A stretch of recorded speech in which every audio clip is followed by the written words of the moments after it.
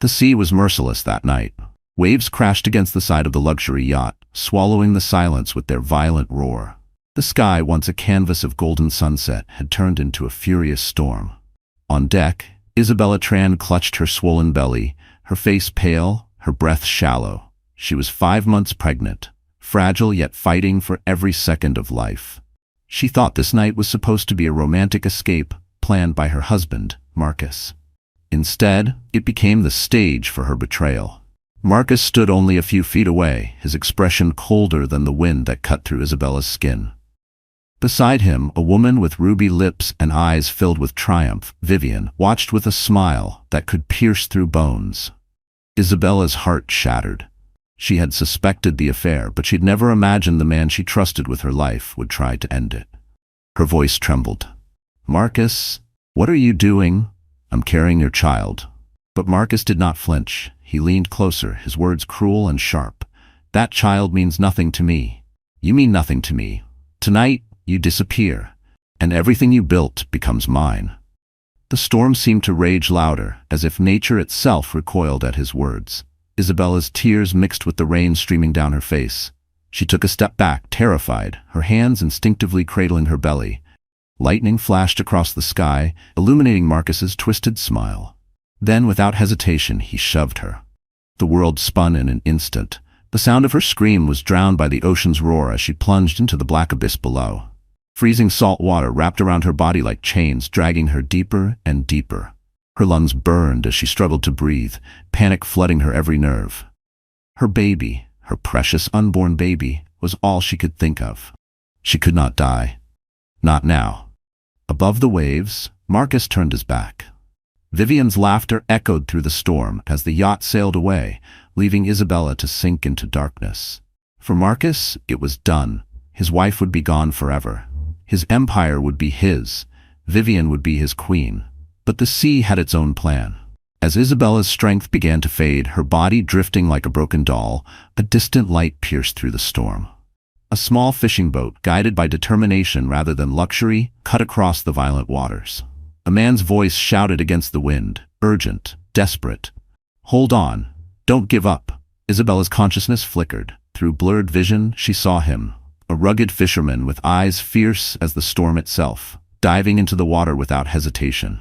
His arms wrapped around her, pulling her toward life when death was inches away. For the first time that night, hope touched Isabella's soul. And yet, Marcus had no idea that the woman he left to drown would rise again, stronger than ever, with justice burning in her heart. Before the storm, before the betrayal, Isabella Tran's life was the kind people envied from afar. She was the face of Tran Global Holdings, a multi-billion-dollar real estate empire she had inherited and expanded with her sharp mind and relentless drive. Her name appeared on magazine covers, her speeches filled business halls, and her signature decisions shaped skylines across the city. At only 32, Isabella was a woman of extraordinary power. She sat in boardrooms surrounded by men twice her age, yet her voice carried more weight than any of them. Investors trusted her. Employees respected her. Rivals feared her. She was the kind of woman who could turn a failing project into a gold mine with nothing but determination and vision. Yet, behind the glass walls of her corporate empire, Isabella longed for something more intimate. Love, a family, a partner who would stand beside her when the lights dimmed and the applause faded. That was why, when Marcus Nguyen walked into her life, she allowed herself to believe in him. He was charming, confident, and ambitious, the kind of man who seemed to complete the picture of her perfect life. She fell in love with him, blind to the shadows hidden behind his smile. They married in a lavish ceremony that the media called the wedding of the decade. Isabella thought she had it all: a thriving empire, a loving husband, and soon a child growing inside her. She imagined Marcus holding their baby, imagined quiet nights filled with laughter instead of business calls. Isabella's pregnancy brought her unexpected joy. She slowed down her endless meetings to attend doctor visits, proudly showed her growing belly at press events, and dreamed about decorating the nursery. For once, she allowed herself to be soft, to believe in the security of family. But even then, cracks had begun to show. Marcus grew distant, often disappearing for business trips that stretched too long. He snapped at Isabella's questions, brushed aside her concerns, and treated her pregnancy as an inconvenience rather than a blessing.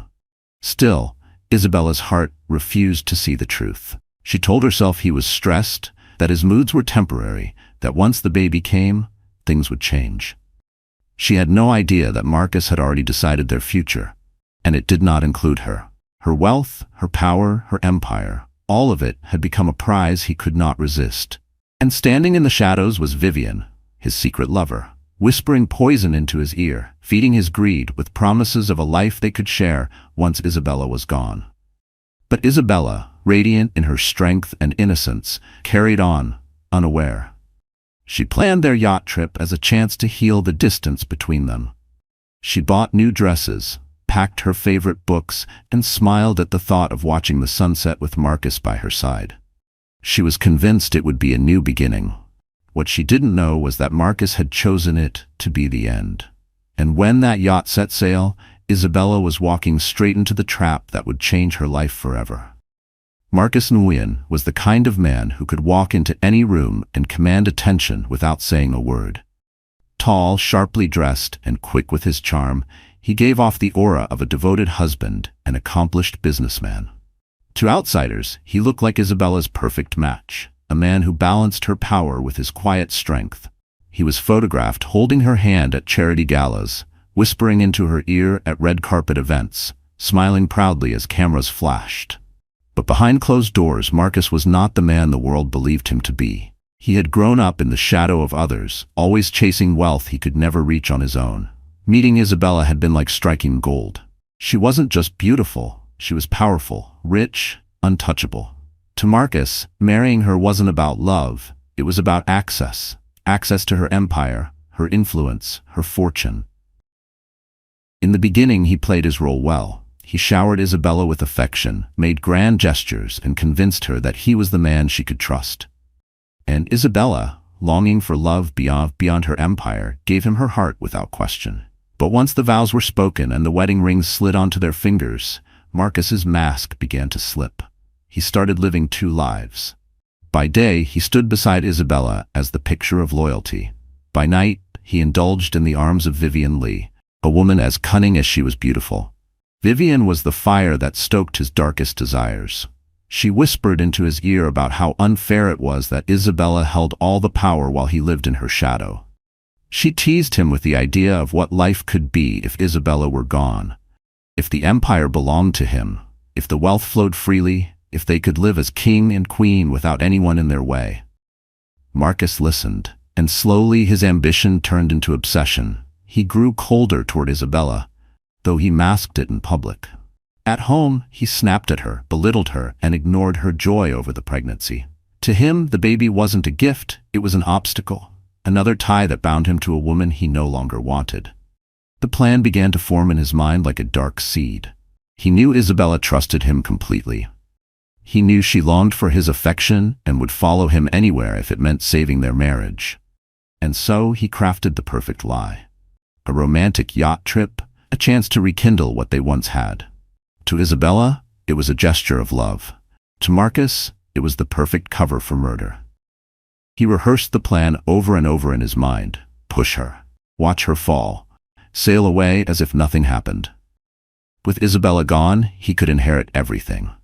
No one would suspect the grieving husband. He would stand at her funeral, crocodile tears streaming, while the world offered him sympathy, and he would laugh inside knowing he had won. What Marcus never expected was that fate had a way of turning hunters into prey. And the woman he planned to erase would become the very storm that destroyed him. If Marcus was the mask of charm, then Vivien Lee was the flame that burned away his restraint. She was the kind of woman who knew her beauty was a weapon and wielded it like a blade. With raven black hair cascading down her shoulders, eyes sharp as glass, and a smile that hinted at danger, Vivien didn't just walk into Marcus's life, she invaded it. Their first encounter had been at a lavish charity gala Isabella hosted. Vivien was there on the arm of a wealthy investor, draped in diamonds that sparkled under the chandeliers. Marcus noticed her instantly. Unlike Isabella, who carried herself with elegance and quiet dignity, Vivien radiated temptation. She laughed too loudly, held her gaze too long, and moved with a confidence that dared men to chase her. For Marcus, it was a magnetic pull he couldn't resist. That night, when Isabella mingled with politicians and business leaders, Marcus found himself cornered by Vivien in a shadowed hallway. Her words were bold, dripping with provocation. "You don't belong in her shadow. A man like you should be the king, not the servant." From that moment, their affair spiraled like wildfire. Vivien became the secret he couldn't give up. She fed his ego, stroked his pride, and poisoned his heart against the woman who trusted him. When Marcus vented about Isabella's strength, Vivien would sneer, "She thinks she owns you. Prove her wrong. Take what's yours." Vivien's greed was bottomless. She didn't want Marcus for love. She wanted Isabella's fortune, Isabella's empire, Isabella's life dismantled piece by piece. In Vivien's mind, the only way she and Marcus could ever rule together was if Isabella was gone. And so she became the whisper in his ear, the architect of betrayal. At secret dinners and hotel suites, Vivien would draw imaginary crowns in the air and laugh softly. "Picture it," she told Marcus. "You, the head of Tran Global Holdings, me by your side, no one to question us, no one to hold us back." Marcus drank in her words like poison disguised as wine. Every time he hesitated, Vivien pressed harder, reminding him of the fortune that could be his, the power he could seize, the life he could live if only Isabella disappeared. And when Isabella announced her pregnancy, Vivien's mask slipped entirely. Her fury boiled over. "She's chaining you to her forever," she spat. "If that child is born, you'll never be free. Don't you see? It's now or never, Marcus." That was the night the plan solidified. Marcus promised Vivien that he would end it, that Isabella would no longer stand in their way. And Vivien kissed him like a queen crowning her king, her eyes glinting with victory. But Vivien underestimated one thing: Isabella's resilience. She saw her only as an obstacle, not as a woman whose spirit could withstand betrayal and rise stronger. And when the storm came, Vivien would learn that stealing a crown from a queen always comes with a price far greater than gold. The invitation had come unexpectedly. Marcus walked into Isabella's office one late afternoon, his voice unusually soft, his expression carefully arranged into something resembling tenderness. "You've been working too hard," he told her, brushing a strand of hair from her face. "Let's get away, just the two of us. A yacht trip. We'll watch the sunset, escape the noise, and remember why we fell in love." For Isabella, those words were like rain on parched soil. She had been aching for Marcus to notice her, to see beyond the titles and meetings and wealth. She thought maybe, just maybe, her husband was finally reaching for her again. Her heart swelled with hope as she imagined them sailing into the horizon, leaving behind the tension that had quietly eroded their marriage. She spent the following week preparing, her joy renewed. Dresses were carefully folded into silk-lined luggage, her favorite books tucked beside baby clothes she had secretly bought. She even brought along the tiny silver rattle she'd chosen for their child, dreaming of the day Marcus would hold it with pride. On the day of departure, the yacht gleamed like a jewel against the harbor. Staff rushed to and fro, loading champagne, exotic fruits, and delicacies onto the deck. Isabella stepped aboard in a flowing white dress, her hand instinctively resting on her growing belly. She looked radiant, glowing not just from her pregnancy, but from the hope that love was about to be reborn. Marcus, meanwhile, played his role flawlessly. He kissed her cheek in front of the crew, whispered sweet nothings into her ear, and held her hand as though nothing in the world mattered but her. To Isabella, it felt like the beginning of a new chapter. But Marcus's heart was elsewhere. In the shadows of the cabin, Vivien waited. Disguised as a guest of a business partner, she had boarded the yacht under the pretense of joining later for cocktails. Her lips curled into a smile as she watched Isabella from a distance, her eyes sharp, her voice dripping with contempt when she whispered to Marcus, "Tonight, she disappears. No more delays." Marcus's jaw tightened, but he nodded. His plan was simple, elegant, and final. The storm forecasted for the evening was a gift from fate. All he needed to do was lure Isabella onto the deck, let the waves mask her screams, and push her into the abyss. By the time the crew noticed she was gone, it would be too late. Isabella, oblivious, leaned against the railing as the yacht set sail. The wind tugged gently at her hair. The sea shimmered in the fading light, and her heart whispered promises of reconciliation. She believed Marcus was finally hers again. As the sun dipped below the horizon, Marcus approached her, his footsteps steady, his smile practiced. Isabella turned toward him, her eyes glowing with trust. She whispered, "This feels like a new beginning." But for Marcus, it was meant to be her end. The evening unfolded like a dream Isabella had waited months to live. Dinner was served on the yacht's polished deck, candlelight flickering against the restless waves. The chef had prepared her favorite meal, grilled salmon with lemon butter, yet Isabella hardly tasted a bite. Her attention was fixed on Marcus, who for the first time in months seemed to look at her the way he once had. He held her hand across the table, lifted her glass of sparkling water for a toast, and leaned close enough that she could feel his breath against her cheek. "To us," he whispered, raising his glass. Her heart leapt. Maybe, she thought, the cold distance between them had finally melted. Maybe the man she married had returned. She wanted to believe it so badly that she ignored the chill in his eyes, the stiffness in his smile. After dinner, Marcus suggested they take a walk on the upper deck. The storm clouds had gathered, but the air was strangely calm, as if the ocean itself was holding its breath. Isabella wrapped a shawl around her shoulders and followed him, her steps light, her soul full of fragile hope. They stopped at the railing. The sea stretched endlessly into the night, black and bottomless. Marcus stood behind her, his hands resting lightly on her shoulders. For a fleeting second, she thought he was about to embrace her. Instead, he leaned down, his lips grazing her ear. "You've had a good run, Isabella," he murmured, his voice colder than the wind. Her body froze. What do you mean?" she stammered, turning slightly to meet his gaze. The mask slipped. Gone was the doting husband, the man she thought she had married. In his place stood a stranger, his eyes hard, his mouth twisted with cruelty. "You really thought I loved you?" Marcus sneered. "You were a stepping stone, that's all. Your money, your empire, your name. Without you, I was nothing. With you gone, I'll have everything." Isabella's stomach clenched, not from her pregnancy but from the sickening realization of what he meant. Her pulse thundered in her ears. "Marcus, please, I'm carrying your child," she begged, her voice cracking. "You can't." He cut her off with a sharp laugh. "That child? Just another chain tying me to you. I don't want it. I don't want you. Tonight, both of you disappear." Tears welled in her eyes as she shook her head, backing away toward the railing. Her hands clutched her belly protectively. "You don't mean this. You can't mean this." But Marcus stepped closer, his movements deliberate, his shadow swallowing hers. Thunder cracked overhead as lightning lit his face, twisted, determined, merciless. Her voice broke into a whisper. "How could you?" He leaned in, his breath hot against her cheek, and hissed, "Easily." And with one brutal motion he shoved her against the railing. The scream that tore from Isabella's throat was ripped away by the storm. Her body teetered, her feet slipping on the slick deck as she clung desperately to the railing with trembling hands. Her eyes widened in horror, staring into the face of the man she once believed would protect her forever.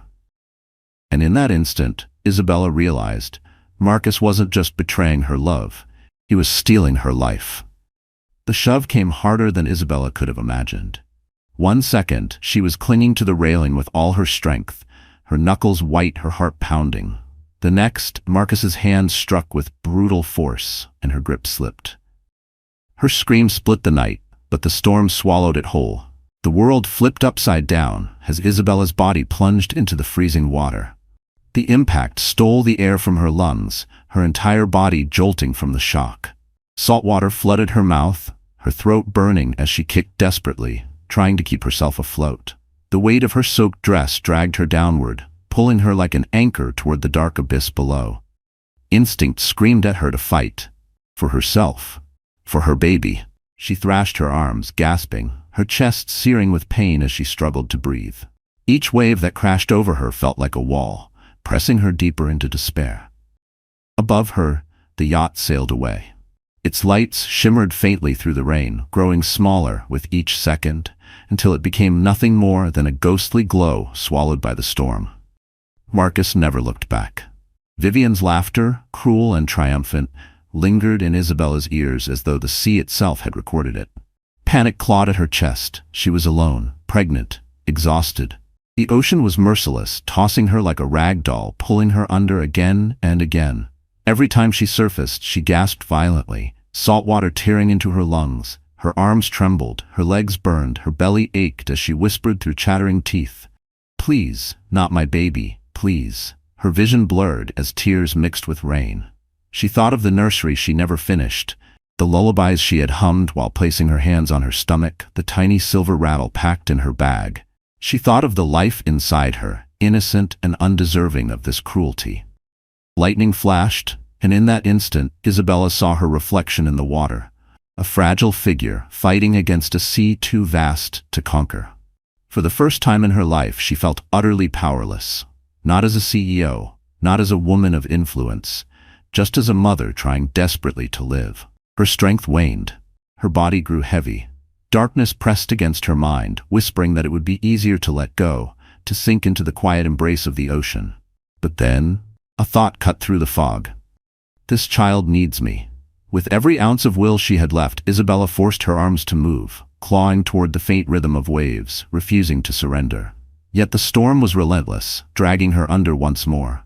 Her lungs screamed for air as blackness closed in. The last thing she saw was a faint light flickering in the distance, like a star breaking through the storm. And just as Isabella's strength gave out, that light grew closer. A sign that fate was not ready to let her die. The storm raged with merciless fury, waves towering like walls of black water. For most sailors, it was a night to avoid the ocean, to seek refuge on land. But Ethan Pham was not most sailors. A fisherman born and raised by the sea, he knew its moods, its dangers, and its secrets. That night, while guiding his small boat through the violent waters, his sharp eyes caught sight of something unusual, a figure thrashing desperately against the tide. At first, he thought it was debris tossed overboard. But then lightning split the sky, and he saw her, Isabella, her pale face half submerged, her arms flailing weakly, her body moments from sinking. Ethan's heart pounded. "Hold on!" he shouted into the storm, though he knew she couldn't hear him. Without hesitation, he cut the engine, stripped off his jacket, and dove into the freezing water. The ocean swallowed him instantly, pulling at his limbs with the strength of 1,000 hands. But he kicked harder, his focus locked on the fragile woman drifting further into the abyss. The salt burned his eyes, the cold bit into his skin, but nothing mattered except reaching her. With each stroke, the distance between them closed. He could see her face now, eyes half closed, lips trembling, her body limp as though surrendering to the waves. "No, not yet!" Ethan roared against the storm. Finally, he reached her. Wrapping his arm firmly around her chest, he pulled her head above the water. Her breath came in broken gasps, each one weaker than the last. He could feel the weight of her soaked dress dragging them both down, but he refused to let go. "Stay with me," he shouted, tightening his grip. "Don't give up. You're not alone." With powerful strokes, Ethan fought his way back toward the boat. Each wave threatened to tear her from his arms, each current tried to pull them under. But Ethan's resolve was unshakable. He had seen too many lives lost to the sea. He would not let this woman and her unborn child be another. At last, his hand grasped the side of his boat. Summoning every ounce of strength, he hauled Isabella aboard, collapsing beside her as rain hammered the deck. She lay motionless, her skin icy, her lips blue. Panic surged through him. "No, no, no, not like this," Ethan muttered, pressing his hands to her chest. He performed chest compressions, desperate to coax life back into her fragile body. "Breathe. Please breathe." Seconds stretched into eternity. Then a cough, a violent, wet gasp as seawater poured from her mouth. Isabella's chest heaved as air returned to her lungs. Tears blurred Ethan's vision as relief washed over him. That's it, keep breathing," he whispered, brushing the wet hair from her face. She blinked, dazed, her voice barely audible as she whispered, "My baby?" Ethan placed a steady hand on her shoulder. "You're safe now, both of you. I promise." And though the storm still raged around them, a fragile spark of hope flickered in the darkness. Neither of them knew it yet, but this night would bind their fates forever. The storm had passed by dawn, leaving the sea eerily calm, as if mocking the chaos it had unleashed only hours before. Ethan's small fishing boat drifted toward the shore, its deck still slick with rain and salt water. Inside the tiny cabin, Isabella lay wrapped in a blanket, her body trembling from the cold, her breath shallow but steady. Ethan sat nearby, watching over her like a guardian.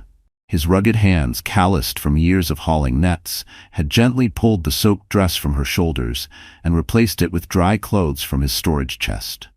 He had lit a small lantern, its golden glow flickering across her pale face. When her eyes fluttered open, confusion clouded her gaze. She tried to sit up but winced in pain, one hand instinctively covering her belly. Panic surged through her as memories flooded back. The yacht, Marcus's cruel smile, Vivien's mocking laugh, the shove, the fall. Her voice cracked, barely more than a whisper. "My baby, is my baby still?" Ethan leaned forward quickly, his tone steady, reassuring. "I checked. Your heartbeat is strong and so is the baby's. You're both alive." Tears spilled from Isabella's eyes, a mix of relief and anguish. She pressed her palm firmly to her belly, whispering, "Thank you, thank you." Her shoulders shook as sobs broke free, the weight of betrayal crushing her chest. Ethan said nothing at first. He understood the language of silence, the kind of grief that words could not soothe. He simply sat beside her, letting her cry, his presence solid and unyielding. Minutes passed before she finally looked at him, her eyes searching his. Why did you save me?" He met her gaze without hesitation. "Because you needed saving. That's reason enough." Those words, simple and raw, struck her harder than any flowery promise Marcus had ever made. She studied him, the rough stubble along his jaw, the steady strength in his eyes, the way he carried himself with quiet dignity. He was nothing like the polished men in her world, yet in that moment he felt more real, more human than anyone she had ever known. Still, despair lingered like a shadow. "He wanted me dead," she whispered, her voice shaking. "The man I trusted with everything. He pushed me into the sea like I was nothing, and I loved him. God, I loved him." Ethan clenched his fists, anger flashing across his face. "Then he doesn't deserve to walk free. A man who betrays his wife, his unborn child, he's no man at all." Isabella lowered her gaze, tears dripping onto the blanket. She felt broken, stripped of the illusions that had once given her comfort. Yet beneath the pain, a seed of determination stirred. She had survived. Her child had survived. And somewhere deep inside, she knew survival was only the beginning. Ethan placed a hand gently over hers. "Rest now. You're safe here. Tomorrow, we'll figure out what comes next." But Isabella knew tomorrow wouldn't just be about survival. It would be about justice. Back in the city, news spread like wildfire. The beloved CEO of Tran Global Holdings, Isabella Tran, had gone missing at sea. The official report was vague, a tragic accident during a yacht trip. The Coast Guard claimed the storm made rescue impossible. Her body had not been recovered, but the chances of survival were slim. To the world, Isabella was gone. Marcus played the grieving husband flawlessly. Cameras flashed as he stood before reporters, dressed in a black suit, his head bowed, his voice breaking with rehearsed sorrow.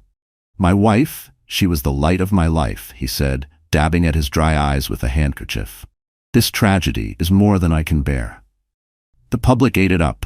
Headlines read, "CEO Isabella Tran lost at sea. Husband mourns nation's business icon." Behind closed doors, Marcus reveled in his victory. Vivien sat curled against him in the penthouse suite, sipping champagne as they watched the coverage on television. She smirked, her red lips curling with satisfaction. "You're brilliant," she purred, resting her head on his shoulder. "No one suspects a thing. Soon, the empire will be yours." Marcus's grin was sharp, almost feral. "Ours," he corrected, raising his glass. "Isabella built the fortune, but we'll enjoy it." Step by step, Marcus moved to secure his claim. He summoned Isabella's legal team, feigning devastation as he discussed her last wishes. He insisted she had always wanted him to take control if anything happened to her. The lawyers, sympathetic to the broken man before them, began drafting documents to transfer authority. At Tran Global's headquarters, employees whispered in grief. Isabella had been more than a boss. She had been a leader, a mentor, a visionary.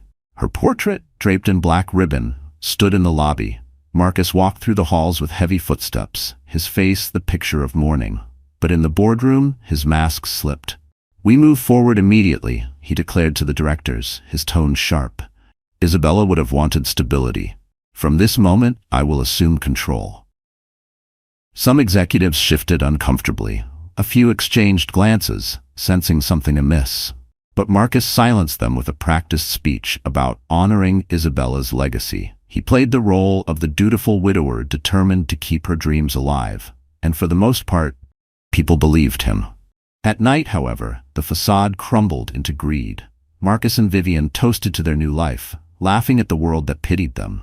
Vivien tried on diamond necklaces Isabella once wore, twirling in front of the mirror. Marcus opened drawers filled with documents, reviewing the assets he now controlled. "We did it," Vivien whispered, pressing her lips to his. "She's gone, forever." Marcus smirked, sliding his arms around her. "And soon, no one will even remember her name." But across the sea, in a humble fisherman's cottage, Isabella stirred in her sleep, her heart beating strong, her child still safe within her. She was alive. And when the truth came out, Marcus would learn that the dead don't stay silent forever. The fisherman's cottage was a world apart from the glittering skyscrapers and glass boardrooms Isabella once commanded. It sat on the edge of a quiet coastal village, its wooden walls weathered by years of sea winds, its windows overlooking endless waves. For days, Isabella remained in the small bed Ethan had prepared for her, wrapped in thick quilts, her body fragile but slowly recovering. At first, her sleep was restless.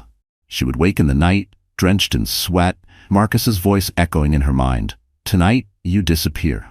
She would jolt upright, clutching her belly, her breath shallow, fear clawing at her chest. Ethan would be there, every time, steady as stone. He would bring her water, sit at her side, and speak softly until the terror faded. "You're safe here," he told her one night, his voice calm against the storm inside her. "No one will hurt you again." But safety didn't erase the pain. Isabella carried two truths inside her. She was alive, and the man she loved had wanted her dead. That betrayal cut deeper than the waves ever could. Tears came without warning, sometimes in the morning sun, sometimes in the quiet of night. She grieved not only for her marriage, but for the trust, the illusions, and the love she had buried at sea. Still, there was life growing within her, reminding her that surrender was not an option. Each time she felt the faint flutter of her baby's kicks, strength surged through her veins. She would place her hand on her stomach and whisper, "I'm still here. We're still here." Ethan noticed that strength. He saw it in the way she sat longer each day, her back straighter, her eyes clearer.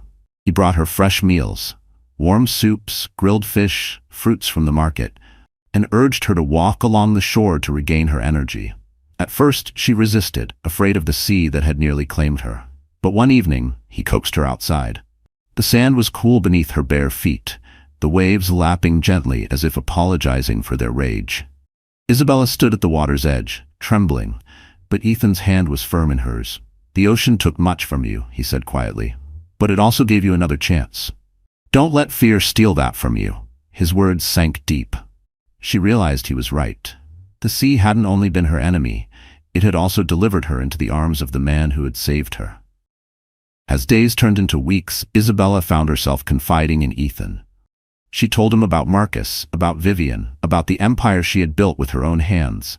Ethan listened without judgment, his silence carrying more comfort than 1,000 empty reassurances.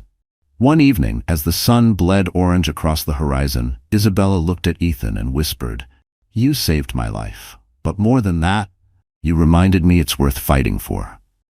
And in that moment, Isabella began to see herself not as a victim of betrayal, but as a woman reborn from the storm. In the weeks following Isabella's death, Marcus Nguyen wasted no time weaving himself deeper into her empire. Tran Global Holdings, once guided by Isabella's sharp vision and steady hand, now bent under the weight of Marcus's ambition. He began by reshuffling the board of directors, replacing those loyal to Isabella with men eager to please him. He signed off on risky deals she would have never approved, hungry for quick profits that fed his ego more than the company's future. Under his reign, extravagance replaced discipline. Lavish parties were thrown in her memory, but the guest lists included investors and socialites who cared little for mourning and more for Marcus's growing influence. In public, Marcus wore the mask of grief. He spoke at charity events about Isabella's legacy, his voice cracking on cue, his hand clutching his chest as if his heart still bled for her. Reporters captured him placing white roses by her portrait in the headquarters lobby, his jaw tight with rehearsed sorrow. But behind closed doors, Marcus celebrated. Vivien now lived openly in the penthouse Isabella once called home. She lounged on Isabella's silk sofas, wore Isabella's diamonds, and strutted through the halls as though she already owned the empire. "You see?" Vivien whispered one night, tracing her fingers along Marcus's chest as they overlooked the glittering city skyline. "The world believes every word you say. Isabella is gone, and you are king." Marcus smirked, sipping his glass of whiskey. "No, Vivien, we are king and queen." Yet cracks had begun to form. At Tran Global, a few executives murmured uneasily. They had known Isabella too well, admired her too deeply, to fully believe the story. "She was cautious," one whispered in the break room. "She never would have risked sailing into a storm." Another frowned.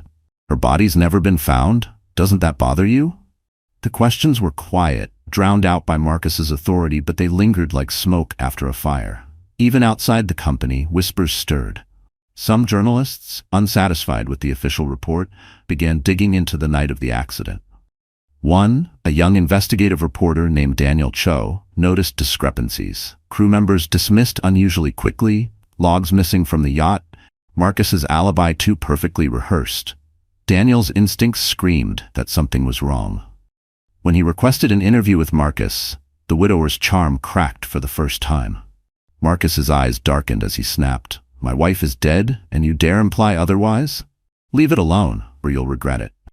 But arrogance made Marcus careless. His need for control, his hunger for admiration, it blinded him to the storm gathering beneath the surface. One evening, as he toasted investors in the very boardroom Isabella once commanded, he leaned back in her chair, Vivien at his side, and declared, "The future is ours. Isabella's chapter is closed."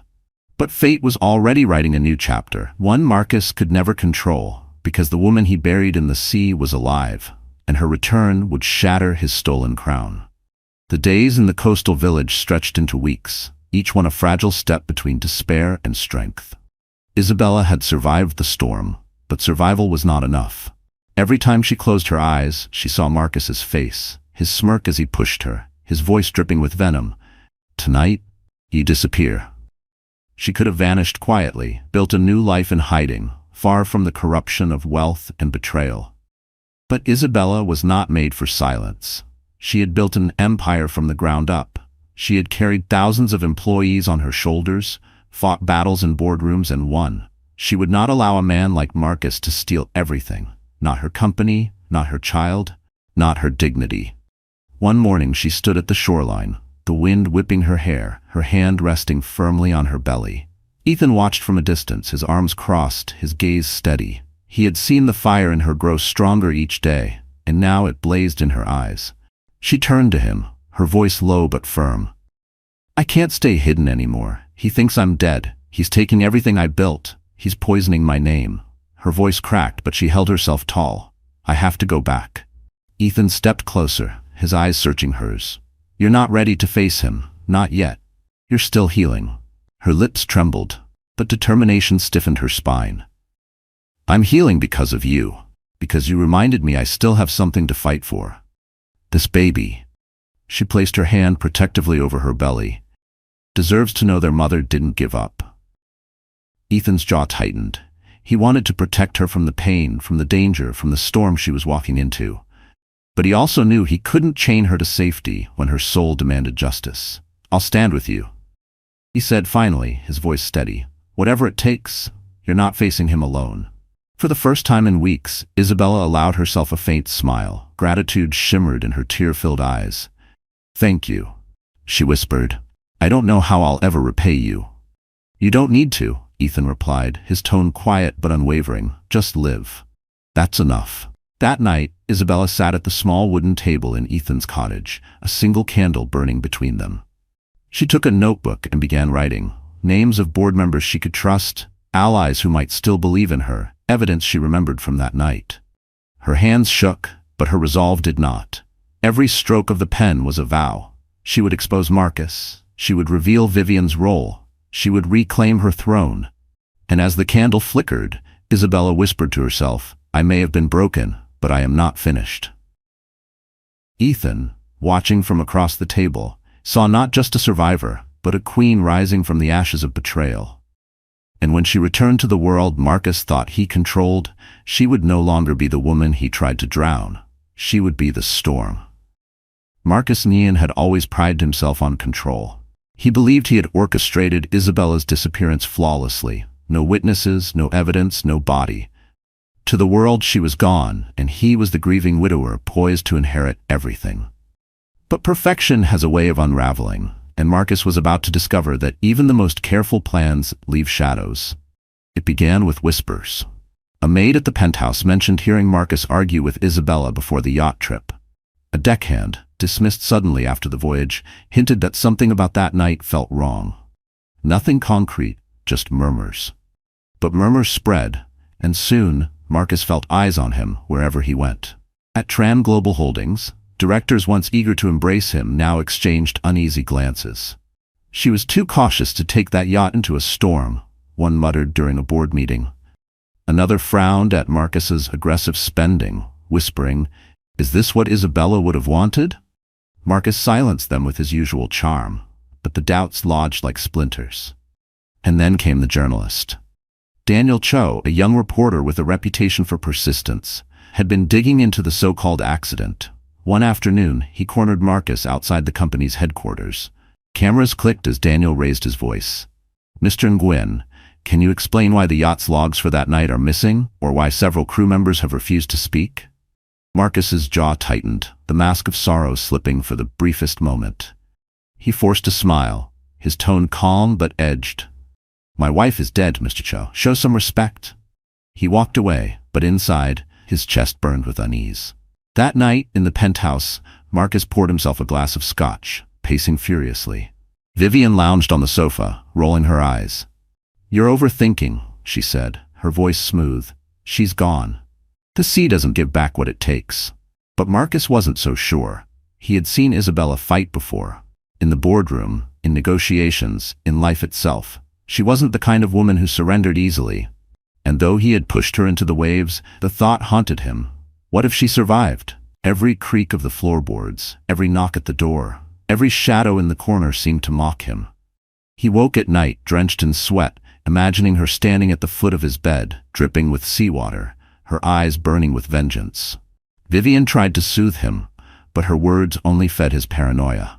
"Even if she did survive," she said one evening, twirling a diamond necklace around her fingers, "what could she do? She has nothing, no allies, no power."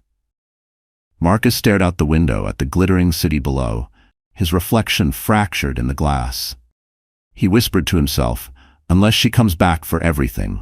The thought made his blood run cold.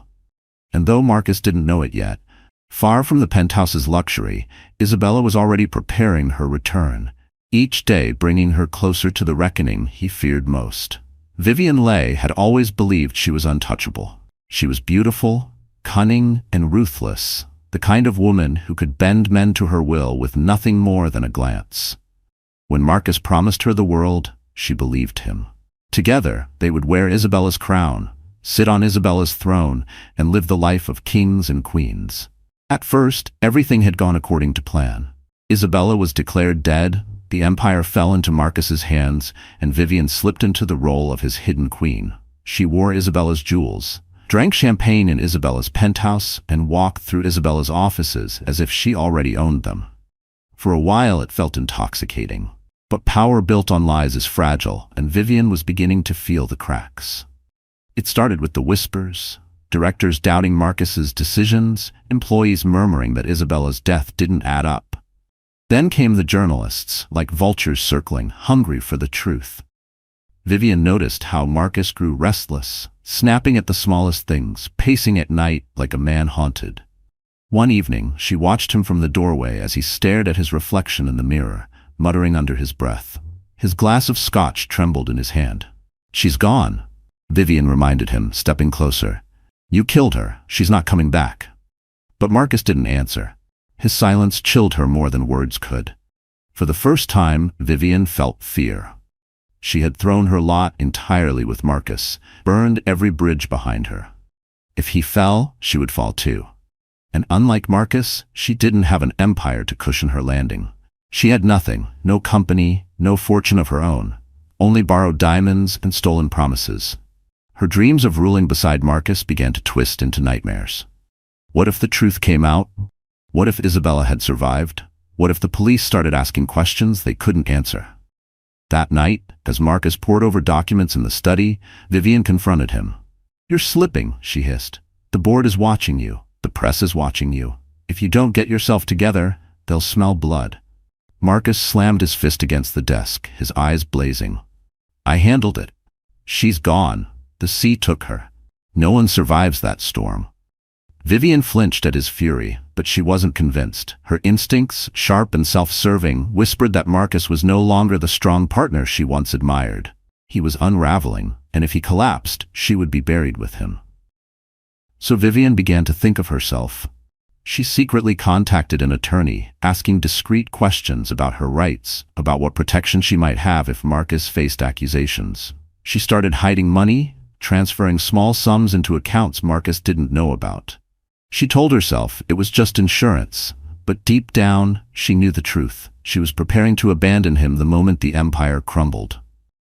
Because for all her love of power, Vivien loved only herself. And when the storm of truth finally broke, Vivien would discover that standing on a throne of betrayal means there's no one to catch you when you fall. Weeks of silence had hardened into resolve. Isabella was no longer the broken woman dragged from the sea, trembling in a stranger's arms. She had healed, slowly but surely, her strength returning with every breath, every step, every beat of her child's growing heart. Ethan watched the transformation with awe. The fragile survivor he had pulled from the waves was gone. In her place stood the Isabella Tran the world had once known, a leader, a warrior, a queen. But this time, her power was sharper, forged by betrayal and loss. One evening, she stood before the cracked mirror in Ethan's cottage, her hands smoothing the simple dress she wore. Her face was pale but fierce, her eyes blazing with a fire Marcus could never extinguish. "I'm ready," she said quietly, more to herself than to Ethan. "Ready for what?" he asked, though he already knew. "To show the world I'm alive," Isabella replied, her voice steady. "Marcus thinks he buried me, but I will bury his lies." Ethan's brow furrowed. "It's dangerous. He'll try to silence you." She turned, meeting his gaze with unshakable determination. "Let him try. I survived the sea. I survived him. I'll survive whatever comes next." The plan was simple but bold.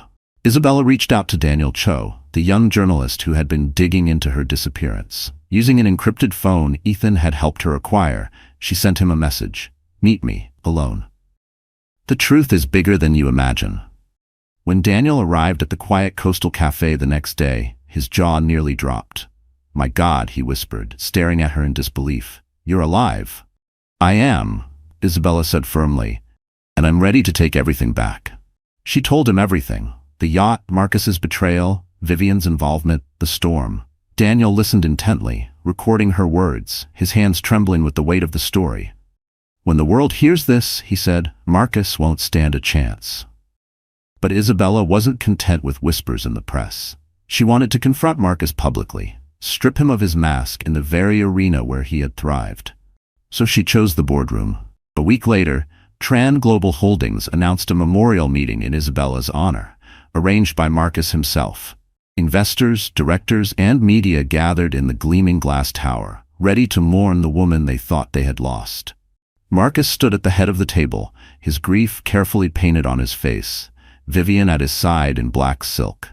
And then the doors opened. Gasps echoed through the room as Isabella stepped inside, her heels clicking against the marble floor. She wore no jewels, no extravagant gown, just a simple black dress, her posture regal, her gaze unyielding. Marcus froze, his glass slipping from his hand and shattering on the floor. Vivien's lips parted, her face draining of color. "Hello, Marcus," Isabella said, her voice calm but cutting through the silence like a blade. "Did you miss me?" And in that instant, the empire Marcus thought he controlled began to crumble, because the queen he tried to kill had returned to claim her throne.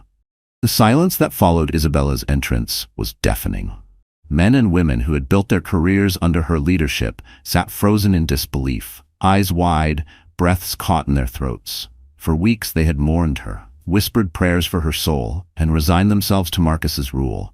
Now she stood before them, very much alive, radiating strength. Marcus was the first to break, his face contorted, shifting between shock, fear, and fury. He tried to recover, forcing a smile that fell flat. "Isabella, my God, you're alive." He stepped toward her, his voice dripping with false relief. "We thought we lost you." Everyone grieved. "Save it," Isabella cut him off, her voice sharp and steady. "You didn't lose me, Marcus. You tried to kill me." A collective gasp rippled through the room. All eyes swung back to Marcus. His mask cracked, his smile faltering. "What are you talking about?" he stammered. "I would never." Isabella stepped forward, her gaze locked on him. "On that yacht during the storm you pushed me into the sea. You left me to drown, Marcus, and you did it for greed. For her." She turned her head, her eyes piercing Vivien like arrows.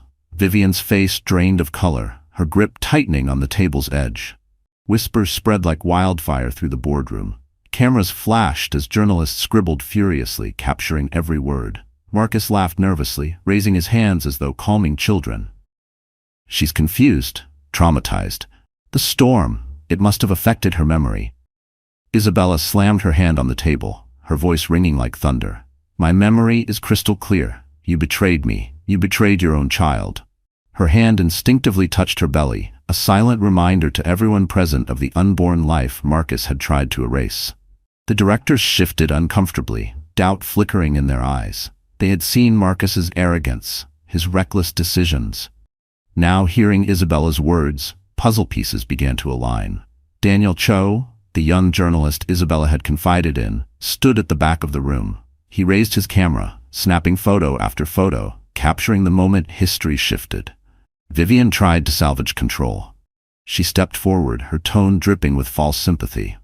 "Isabella, darling, you've been through so much. You don't know what you're saying." "Don't you dare," Isabella snapped, her eyes blazing. "You were there, Vivien. You laughed as Marcus pushed me overboard. You thought the storm would silence me forever. But here I am."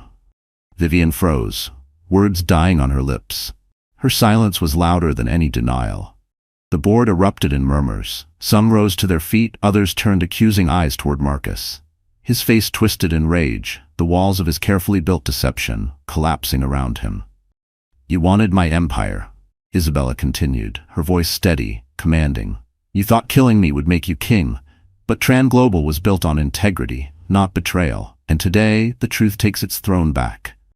As Marcus's mask crumbled, Isabella stood tall, no longer the victim of his betrayal, but the queen reclaiming her crown before the world's eyes.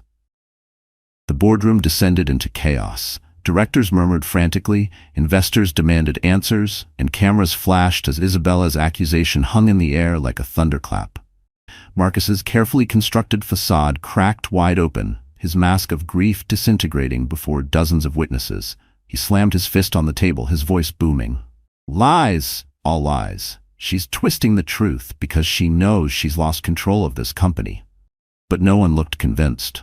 The board members who once nodded obediently at his commands now shifted away, their eyes darting between Isabella's calm presence and Marcus's unraveling rage. The contrast was damning. Isabella stood tall, dignified, her voice unwavering. Marcus looked desperate, cornered, dangerous. Vivien, sensing the walls closing in, tried to intervene. She rose from her chair, her tone syrupy but trembling. "This is madness. Isabella must be delusional from trauma. We all mourned her. Marcus mourned her. He would never harm her." Isabella's eyes locked on Vivien's, sharp as glass. "Then explain this." She reached into her bag and pulled out a waterproof folder Ethan had helped her prepare. Inside were photos, documents, and recordings, evidence Daniel Cho had uncovered during his investigation. She spread them across the table like a dealer laying down cards. The room fell silent as the evidence spoke louder than words. Bank transfers from Marcus to offshore accounts. Testimonies from dismissed crew members who admitted they'd been paid for their silence. Security footage of Marcus and Vivien entering the yacht together hours before departure, Vivien disguised but unmistakable. Gasps echoed around the room. One director muttered, "My God," another whispered, "She's telling the truth." Vivien's face went white. She lunged forward, snatching at the papers. "These are fabricated," she shouted, her voice shrill, desperate. "You can't trust this." "Sit down," one of the senior board members snapped, his voice thunderous. "Enough lies." Marcus's composure shattered completely. He pointed at Isabella, his finger trembling with fury. "You should have stayed dead. Do you hear me? You should have stayed in the ocean where you belong." The room erupted in outrage. Reporters scribbled furiously. Cameras caught every word, every crack in his mask. The world would see this not as grief, but as confession. Isabella didn't flinch. She met his rage with icy calm. "You failed to kill me, Marcus. And now you've killed your own future." Vivien, realizing Marcus was beyond saving, tried to pull away from him. "I won't go down for this," she hissed, stepping back. But Marcus grabbed her wrist, yanking her close. "You're in this with me?" he growled. "Don't you dare run now." The board members recoiled. Security guards began moving toward the pair. Vivien struggled, tears smearing her mascara. "Let me go, Marcus. I never wanted this." But her words were too late. The evidence was undeniable. The empire had chosen its queen, and it was not Vivien. As Marcus's empire collapsed around him, Isabella stood unshaken. Proof that truth, once revealed, can destroy even the most carefully built lies. The fallout was swift and merciless. Within hours of Isabella's revelation, news outlets exploded with headlines. "Isabella Tran alive, accuses husband of attempted murder."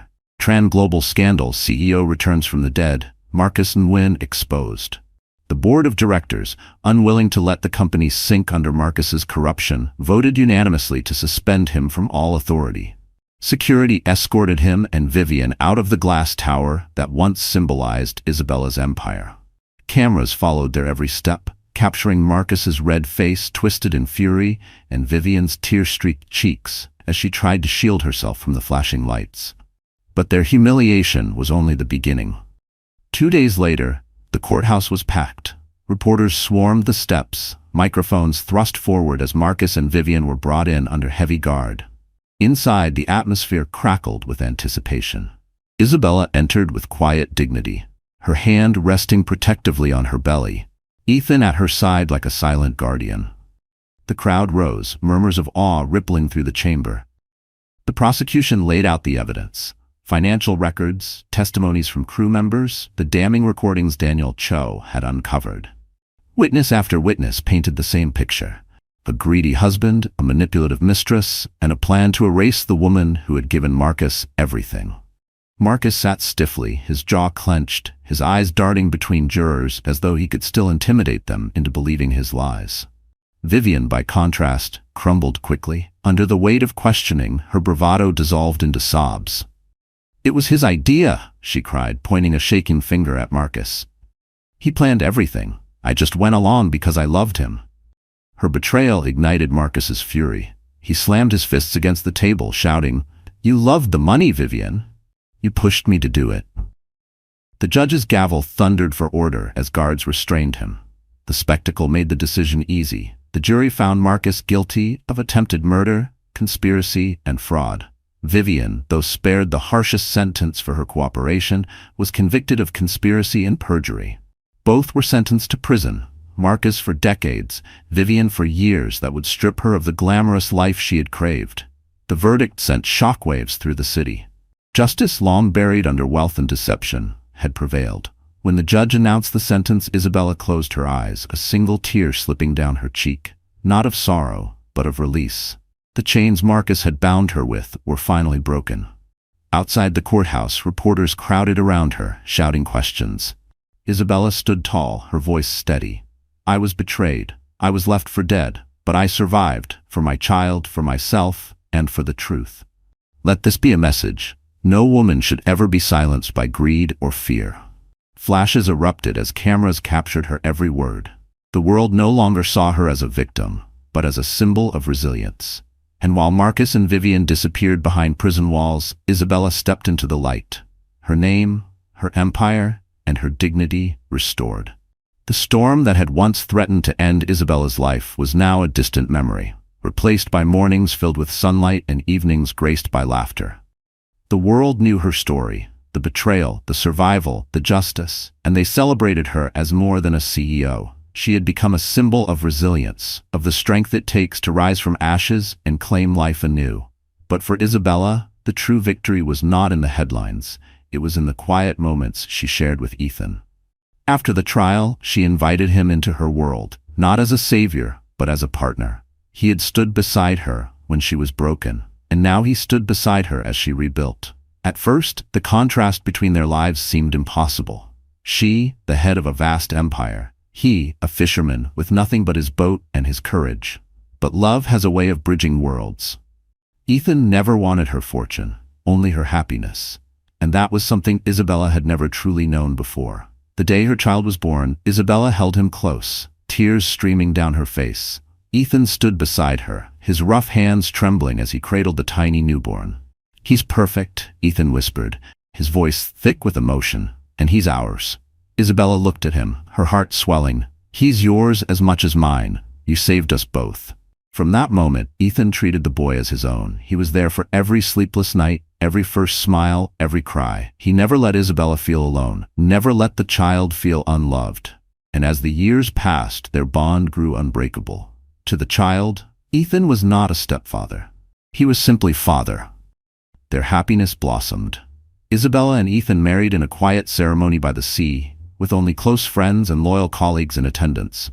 There were no flashing cameras, no lavish displays, just vows spoken with sincerity and sealed with a kiss that carried the weight of survival and the promise of forever. At the reception, one of Isabella's closest board members raised a toast. To Isabella, who proved that storms cannot sink a true queen. And to Ethan, who reminds us all what it means to be a man. The room erupted in applause, but Isabella only smiled at Ethan, her eyes glistening with tears of joy.